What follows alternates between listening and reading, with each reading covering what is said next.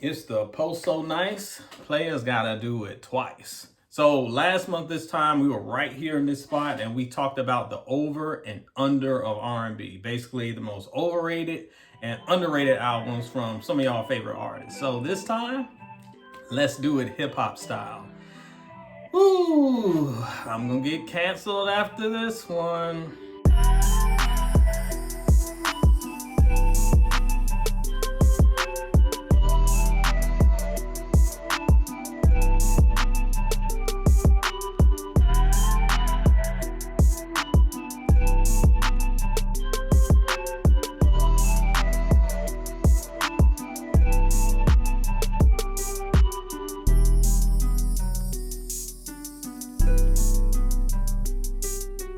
What up, players? Thank you for joining me yet again for yet another edition of the Soul and Stereo Sessions here on YouTube. Happy to have you with me. Happy to be back with my peoples, having some fun and talking about all the stuff we love. And this time, like I said up top, we're talking about overrated and underrated hip hop albums. So we did this last month. We're going to put a new spin on it and we're going to see how your faves hold up in the world of hip hop. Do your man a favor right now. You know how we do.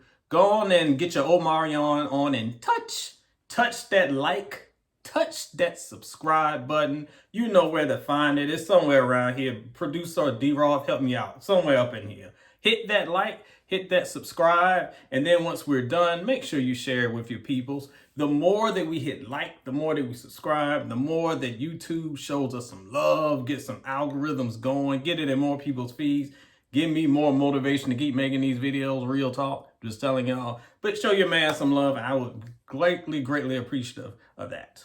All right, so this is how we're going to do it, just like last time. Well, maybe not so much like last time. Last time we had the Uncle Charlie Wilson hat. This time, I got my rap Scully. It's called a Scully. I know in some parts of the world it's a toboggan and a toboggan. It ain't a toboggan, play. It's a Scully. If you're in the wrong part of the world, they call it a toboggan. Shout out to my Louisville people. That's what they call it. But you're wrong, players. It's a Scully. I've got a Scully. I've got names submitted from my good readers, friends, and colleagues over at Soul and Stereo and on Facebook, the Soul and Stereo Cypher. If you want to talk music all day long, just join us there on Facebook. I promise you, it's the only place on Facebook that ain't trash. So you get good convos like this and good names. So I'm going to go in, I'm going to start digging, and I'm going to start picking and see who we got first. Oh, we starting off hot and heavy, y'all. Weezy F Baby. And the F is for failure. When I start talking about albums y'all love that I don't.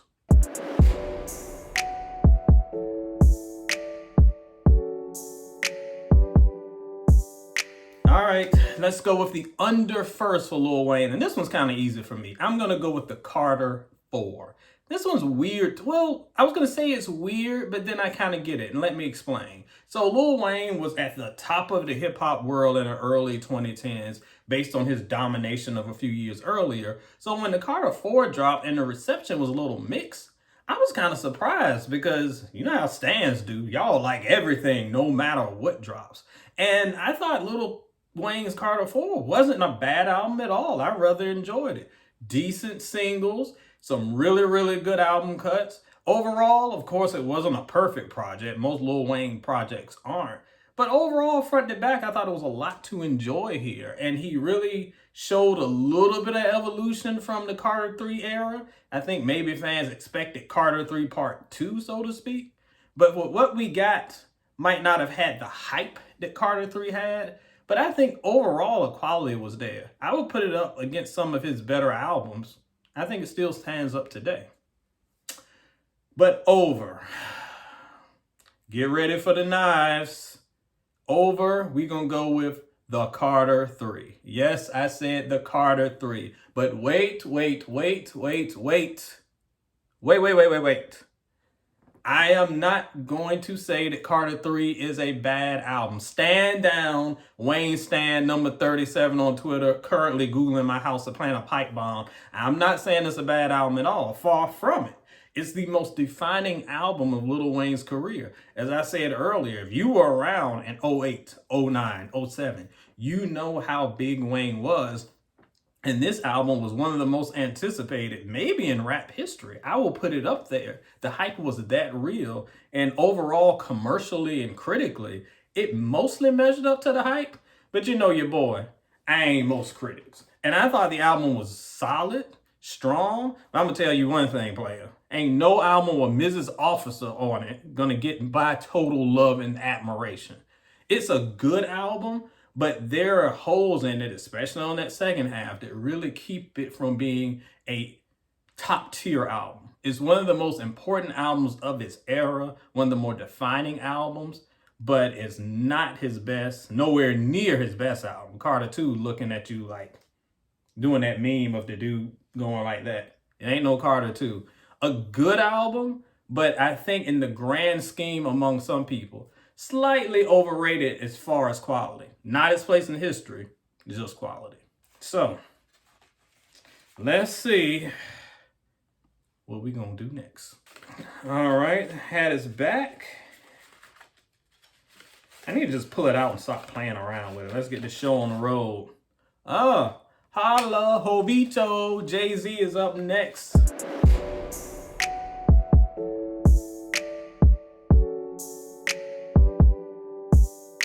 This is another one I had to think about for under, because Jay, in my opinion, has a couple of underrated albums. I think y'all sleep on Volume 1 really hard. I think some people sleep on American Gangster, although that seemed to get some love lately. But you know what I'm going to go with? I'm going to go with Hard Knock Life Volume 2. And here's why. I did not know this until maybe about a year or so ago. And even in recent years, when someone dropped a video in the Soul and Stereo Cypher on Facebook, people think this is Jay-Z's worst album? What? A week ago? If I Should Die?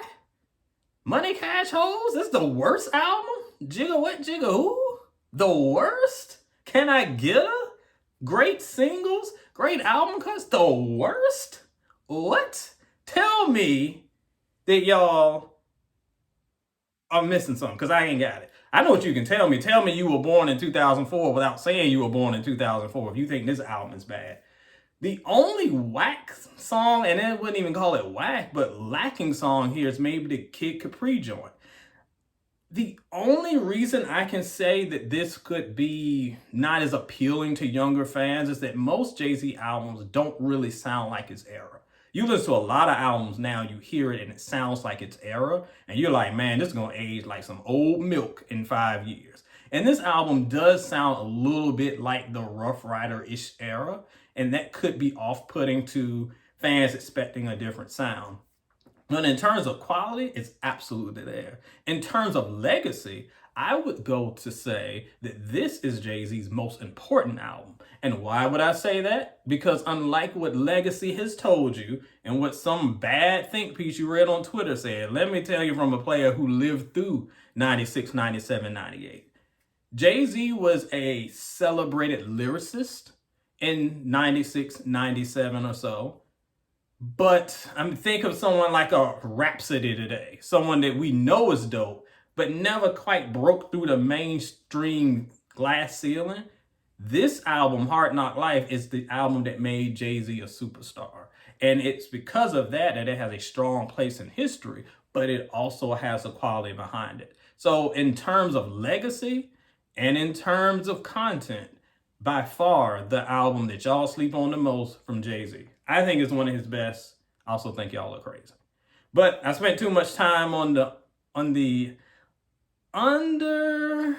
Let's do the over. And I'll tell you this. Pretty much everything after 2009 with some of these artists, y'all overrate. But in this case with Jay, I'm going to go with The Dynasty. It's not his worst album. Again, 2009, that Blueprint 3 is booty. But this album is really just a glorified mixtape. It gets a lot of love because this was during Jay's kind of rise to prominence. So it's a lot of love there. And speaking of love, y'all love that I Just Want to Love You song. It was whack in 2000, it's whack now.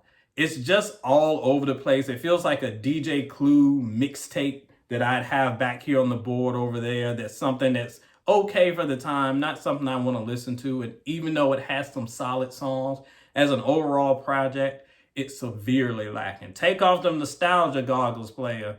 This one ain't that great.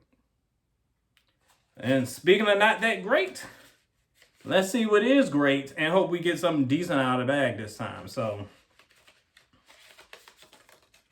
all right. Oh, let's go, let's go, let's go, let's go. Nas.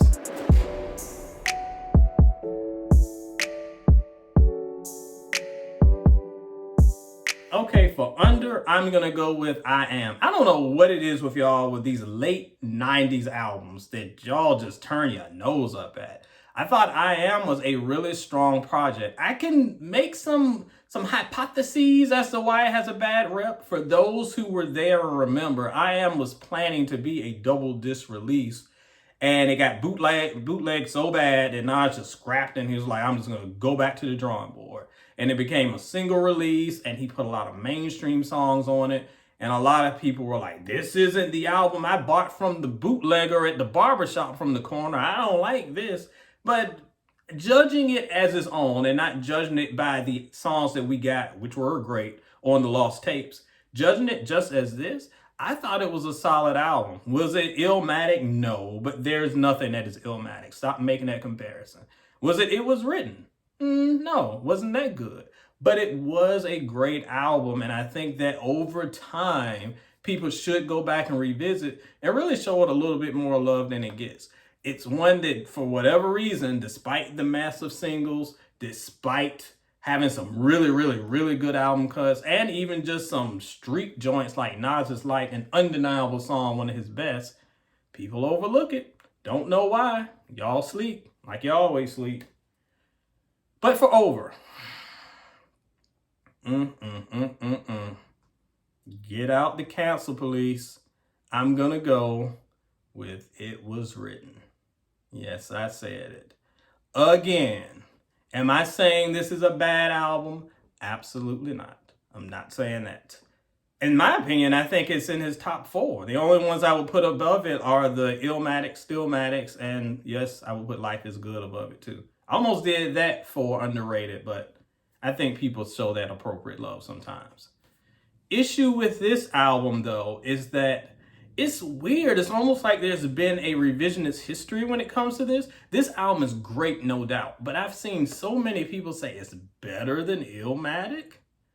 You can argue better than Stillmatic, but Illmatic? No. A great album, one of my favorite Nas albums, if we're just talking personally and not critically, not reviewer ed, just albums that I listen to. This is a Nas album I listen to more than most. But there has been this notion that it's his best and above, and that may be just because it's a little bit more accessible for younger ears. Whereas Illmatic, if you only grew up on T-Pain, it might be hard to listen to. Whereas It Was Written is a little bit more melodic. It's got the posse cuts. It feels more like modern rap. It doesn't feel as, I don't want to say aged because Illmatic is almost timeless, but it is a harder listen for someone who is outside of that era. So maybe that's why folks would rather rock with that instead of Illmatic. I don't know. Maybe our society is doomed. I think that too. But as much as I love Stillmatic, I have to put it in overrated just because y'all gas it up a little bit too much. Still a great album though. Speaking of great, let's see what we got up in here in the Scully. Look, player, it is May in Alabama. I have no other use for this thing but to use it for this. Oh, and this one's tough. This is a tough one, y'all. Outkast.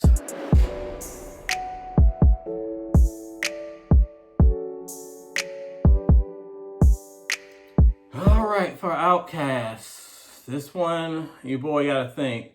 When it comes to underrated albums, I mean, it's the only thing that even comes to mind is Speaker Blocks and The Love Below.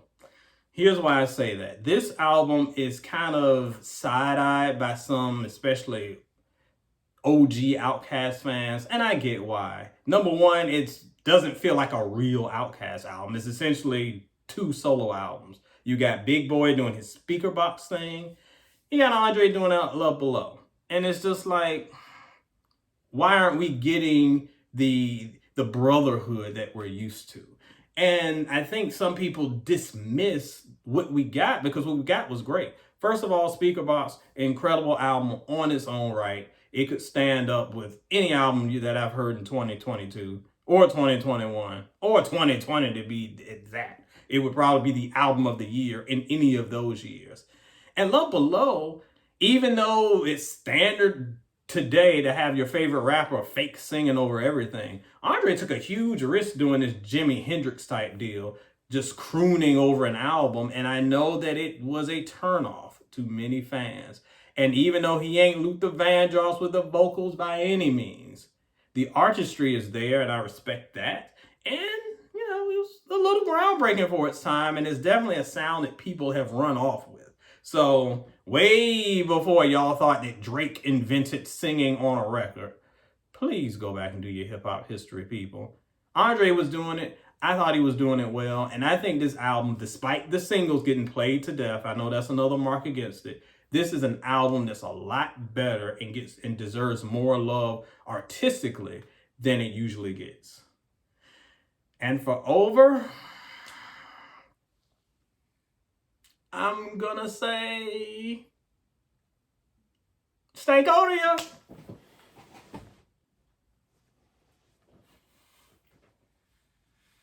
Can I come back? Are y'all throwing tomatoes? Because I said Stankonia. Can I come back? I love Stankonia as much as y'all do. I do. I love it. And any other discography, Stankonia would be the best album in the artist discography by far. But we're talking about Outkast, and their albums are so incredible. Every album is flirting, easy for me to say, flirting with 5 stars. Except Stankonia. I think that's a strong 4-star album. It just, to me, is not quite on the level as the others overall. And I know that some people are going to be angry because Stankonia was the entry point for Outkast's mainstream success. A lot of people's first Outkast album they heard was Stankonia. And you know how y'all are. Whatever you heard first, you're going to think is the best because you're going to have the connection to it. And I don't know. It's a great album on its own. But when you have a discography as incredible as Outkast, even a really, really, really good album, gotta be near the bottom of the list. It's great. I'm not dissing it. But I wouldn't call it their greatest album by far. So, a little overrated. Just a little. Speaking of little, let's get back to this and see what little stuff we got up in here.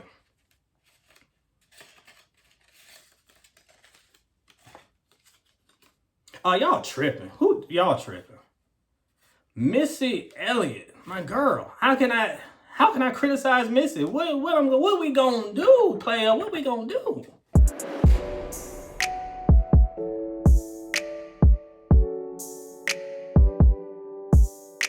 All right. So, underrated Missy album. Actually, that's kind of easy. I'm gonna go with Under Construction. When people think of Missy, they think of Super Duper Fly, and they think of maybe The Real World, and they just think of everything but this album. And even though they think of the singles from this album, everybody knows Work It. No one really talks about that album as a body of work. And in my opinion, it's by far Missy's most cohesive work to date. I know some people, again, who haven't heard the album are going to complain about it. But let me tell you, as someone who is a certified Missy stan, for those who know me, know she's my favorite. I think that this, from top to bottom, is her best work. Nostalgia aside, because nostalgia would say Super Duper Fly. College years had me all on The Real World. Nope. When it comes to actual body of work, I gotta go with Under Construction. I love the old school feel. She was able to tie it together under a theme and still do that futuristic thing that Missy always does. It's so weird her music is 20 years old, but still feels light years ahead of everybody else. That is done well here. So to me, it's the album that gets the least amount of buzz that needs the most love. But when it comes to overrated Missy albums, I don't know that she has an overrated album. I guess I will go with the Missy So Addictive album. The weird album title. I always thought it was weird. I like this album because I like every Missy album. But I think the one thing that holds it back for me, because again, this is another album that has some great singles on it. If you look at the construction of the album, no pun intended, this album is really front loaded with good songs. And then the back half, it gets kind of, it just gets kind of okay. Then she does that weird thing we did in the 90s where you have like 84 songs with no audio on it. And it's like a bonus track hidden on track 84 all the way at the bottom of the... You had to be there. If you're from the streaming era, you have no idea what I'm talking about. If you cop CDs, you know what I'm talking about. The hidden tracks. Sometimes they were cool. This was one of the times I'm like, Missy, you could just made that track number 18 or something, and we would have been straight. We didn't need to be track number 54. But the album is good, as most Missy albums are. I just feel like that second half was a little weak, and therefore maybe not quite deserving as the high praise sometimes it gets. But if you think I'm gonna come here and dismiss it, the wrong video, homie. It's nothing but love over here. So comes to love, and let's see what love is in the hat, what the hat bestows upon us. All right, Cold World.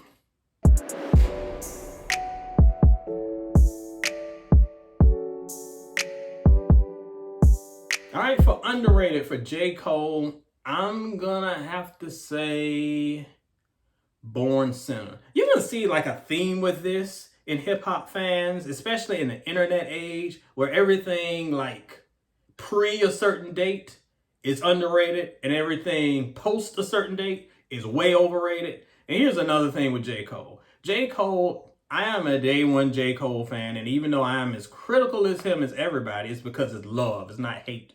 You dummies. It's because I love him so much. I want him to succeed because I remember when people were calling him the next Nas.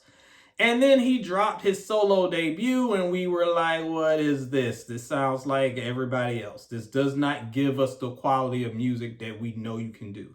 But on Born Sinner, he actually lived up to the potential that we had. If you came up on those early mixtapes, Warm Up, Friday Night Lights, Born Sinner was kind of a evolution of that sound. It wasn't as good as those because he was still trying to find his way, especially in a mainstream type arena. But it married most of those concepts a lot better than the debut album, which just felt like him singing over beats that were already created for somebody else. They're like, here, take these old Fabulous scraps and do something with them.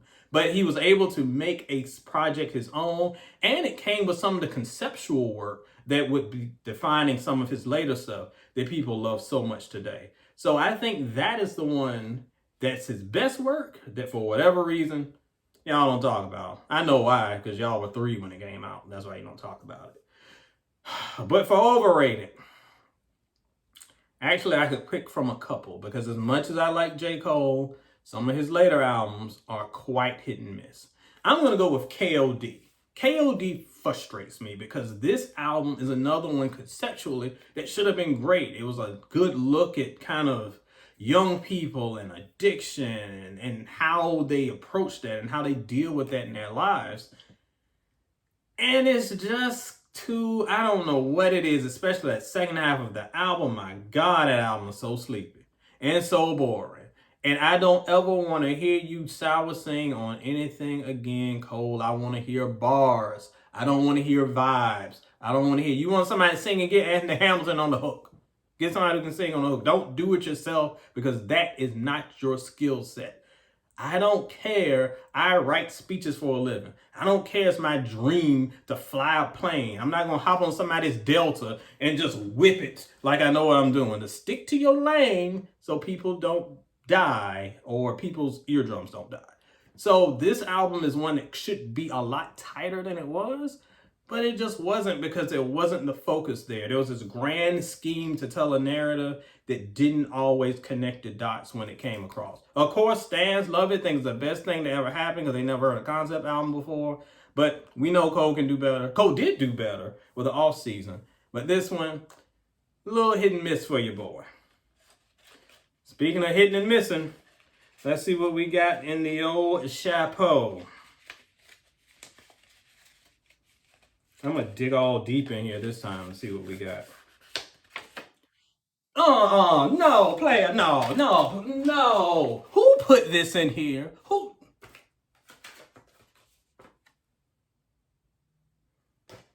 Nicki Minaj, player, please.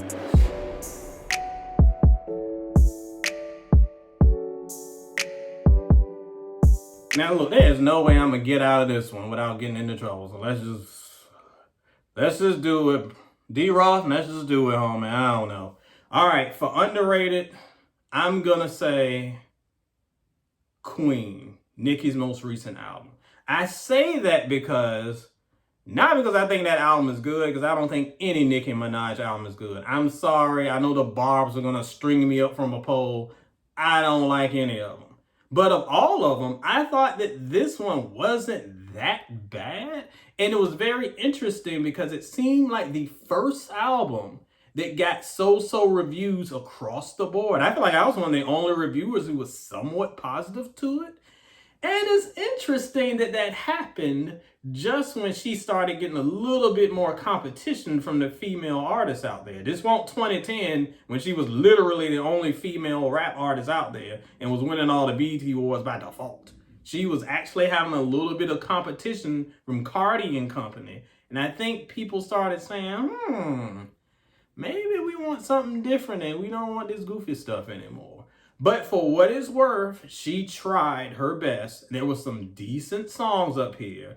And I thought as a project, it was okay. So in terms of that, I think some of the hate was a little unwarranted. But again, was not a great album by any means. You know my rep with Nicki and the Barbs. You know that was very hard for me to say. But I'm here to keep it real with y'all.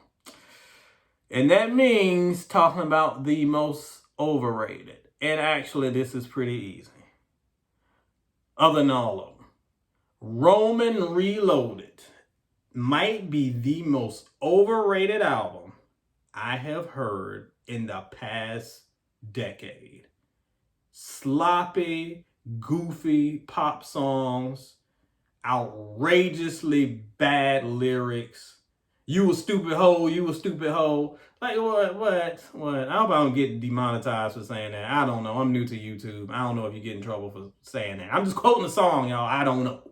But the point is this. The album was horrid. Of course, Nicki was at the peak of her popularity. She's doing a fake Gaga thing. She's doing a Lil Kim thing and pretending she didn't get it from Lil Kim.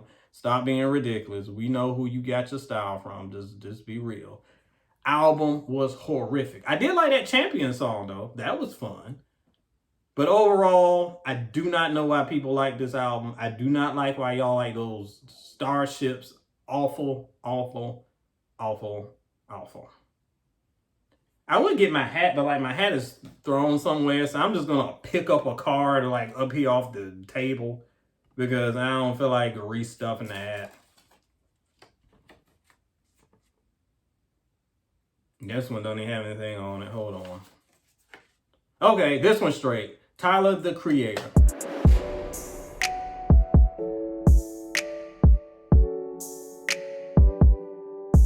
So for underrated for Tyler, I would say Wolf. Wolf is the first album to me that really showed Tyler as an artist. I know we had the earlier album, the one where he was like eating bugs. He's literally eating bugs. I'm like, what is this dude doing? I thought that at the time, as much as I knew that he could rap, I just saw him as just kind of like a precursor to the internet troll. Like this dude is gonna do wild and crazy stuff to get your attention, and he'll spit a couple bars here to surprise you. But this is the album where I actually saw a little bit of artistry, and I love that there was a well presented story within the album.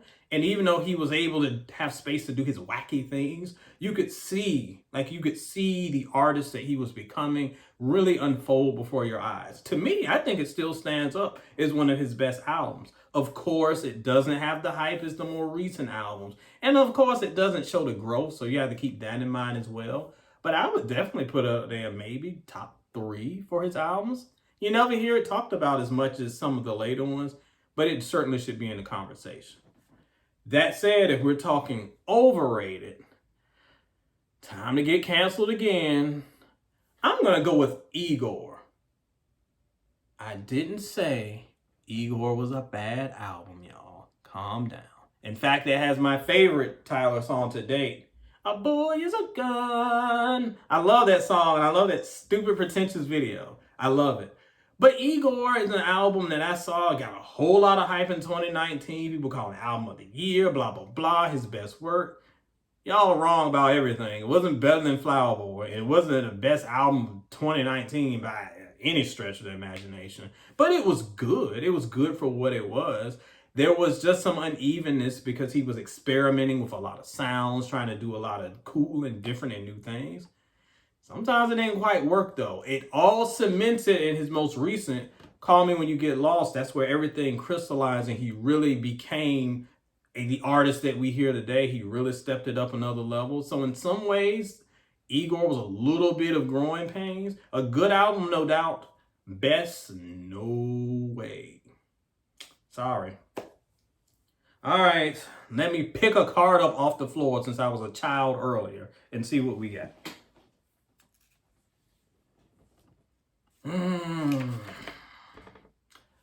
Oh, actually, this is going to be hard. A Tribe Called Quest, like a pimp named Slickback.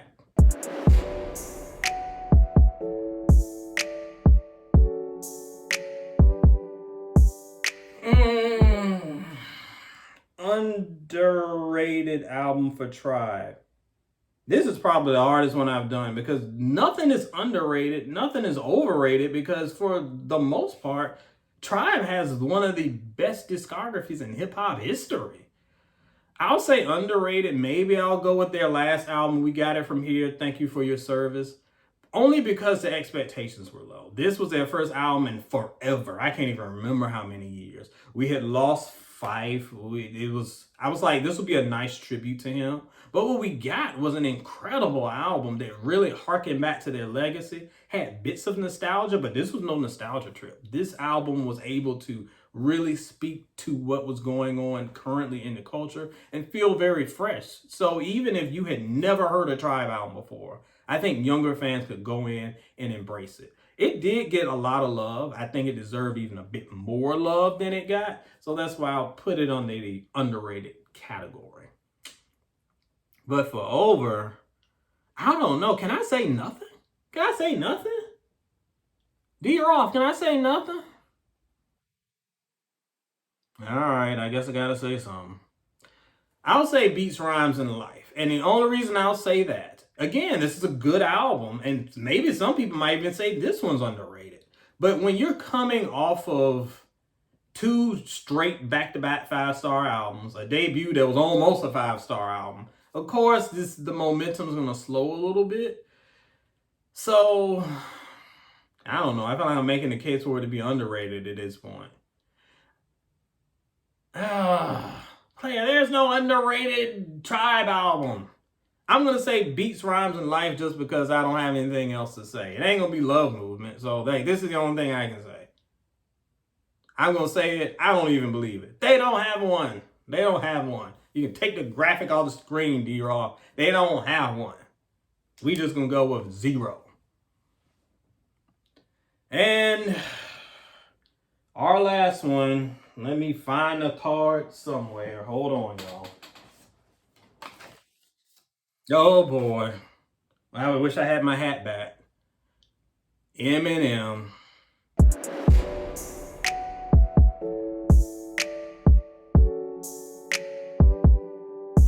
Eminem is always tough to talk about because you have one fan base that totally overrates what he does. And you have another fan base that totally discredits and underrates everything he does.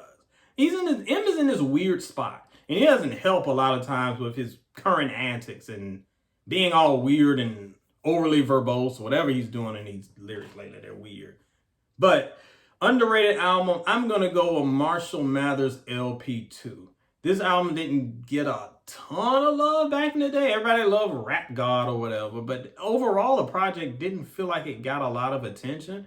And even though, of course, there's no way it would measure up to the original because that's M's best work, close to 5 stars.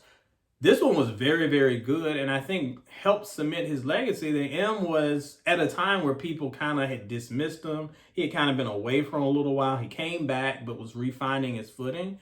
To me, this is the last great Eminem album, but it's one that we don't discuss that much. I don't know if it's the hang up of the sequel album, that it didn't need to be a sequel.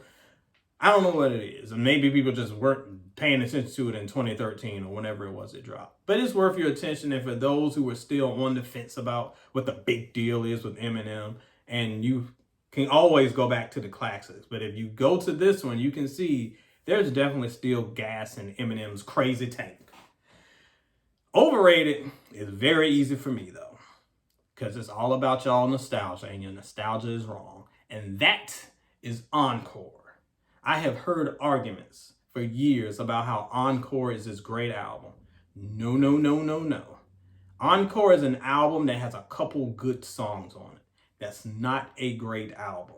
That's like having a pizza made out of oil and antifreeze and hair that has 3 pepperonis on it. That's not a good pizza. It has 3 pepperonis when you pick the hair off. That's not good.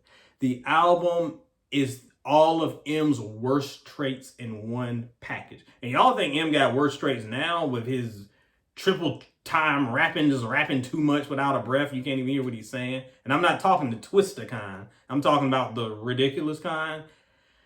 His immaturity is just overbearing on this album. I don't know what's going on. Yes, there are some songs that are funny, but there's just not enough focus. It felt like he was just all over the place. And after this album, soon after this album, he did decide to take a break. It was clear he was burnt out. He was doing a little bit too much. And even though people love this album to this day, if you ask them why, they'll say, oh, it's because I was in the 9th grade and blah, blah, blah. And I'm like, aha, you just answered your question. You're 9th grade and you know what's going on. Album's not great, y'all. But that doesn't mean Eminem isn't. Absolutely a legend. He's in my top 10. Y'all can hate on M if you want. I would let M come to the cookout before some of these other pretenders that y'all got. That's right, I said it on record. Y'all all Marcus Garvey until it comes to some of these other people. Then it's all like, well, yeah, but, protect the culture. Even if all your skin folk ain't kinfolk. But that's a video for another time, y'all. All right, that is 10 hip-hop over-under joints, and I'm glad you could join me for another. Nah, son. You not going in this video, son. You not doing this video without giving some love to the greatest superstar of all our times, Kanye West. I know you're not going to leave out of here without giving him some love. You better pull his name out that hat. Well, not you. Can I get through a video without you? Look, player, Kanye was in the hat. Kanye didn't get picked. He's probably on the floor somewhere. Don't you have some TikToks to record before your mom gets home and she sees you jumping around on the couch? Don't get grounded messing around on my videos. No, see, don't be worrying about what me and mines is doing. You sound like Skeet Davidson, all up in somebody else's family. Don't worry about what me and my moms is doing up in here. We talking about what you doing and what you ain't doing. So since you not gonna show Kanye love, allow me, a true fan, to show Kanye some love. And we gonna do that right now. We talking under and we talking over. I'm gonna tell you the most overrated Kanye album. That's all them albums that come before 2011, because I don't know. I was like 4, so I ain't heard them. If I ain't heard them, they can't be hot. I ain't heard them, they ain't hot. So no, all them albums before that, they whack, because I ain't heard them. I ain't heard them, so they can't be good. Because if I ain't heard them, ain't nobody heard them. So no, they ain't good. The ones that's underrated though, The underrated ones, we talking about all the ones after that, the ones after Watch the Throne that you don't be showing love to. I'm talking about Pablo, a classic. I'm talking about Donda, a classic. I'm talking about Ye. I'm talking about a classic. I'm talking about Jesus is King. I'm talking about classic. That one made me want to go to church. I almost went to church off of that, but then I remember Kanye won't cuss it, and I want Kanye to be cussing on the tracks. I was like, nah, I ain't gonna go to church. I like that Chick-fil-A song though. That was hot. But no. That is what we talking about with legends. My boy D Roth, he know. My boy D Roth, shout out to D Roth. He be running these videos. He know. But no, we gonna show love, and I see this is how you gonna run the video. I just got you a whole bunch of views, just like my TikTok. See, I hooked you up. Kanye know. This hoodie, I got this. This hoodie costs $800. Yep, $800. Somebody call Child Protective Services. Our streets ain't safe. Okay, now can I end this? Can I end the D Roth? Can I end this? Can I be up out? All right, I think we about to wrap it up. So, this is the part where you step in. Let me know what you thought about our over-unders. Who would you put over? Who would you put under? Are you a Nicki stan? Are you out to kill me? Are you a J. Cole stan that's slashing my tires as we speak? Are you a Lil Wayne stan that just put a brick through my car? Let me know in the comments below. Just don't be a stan about it, please. This edition of the Soul and Stereo Sessions is a wrap.